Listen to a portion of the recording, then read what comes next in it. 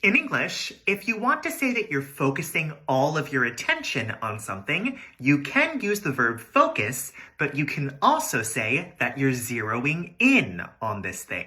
And if you're trying to deal with or solve a problem at work, using the verbs deal with or solve is fine, but it's also common to say that you're trying to sort out a problem or get it sorted out.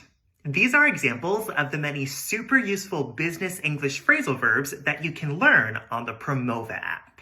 If you want to improve your English vocabulary quickly and effectively, Promova is one of the best apps out there that can help you do this.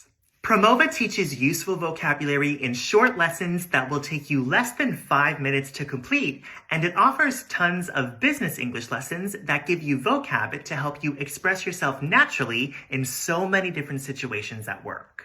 And the app teaches you effectively by showing you each new word used in context so you can understand how we use it, and also by showing you a picture with each word to help you remember it.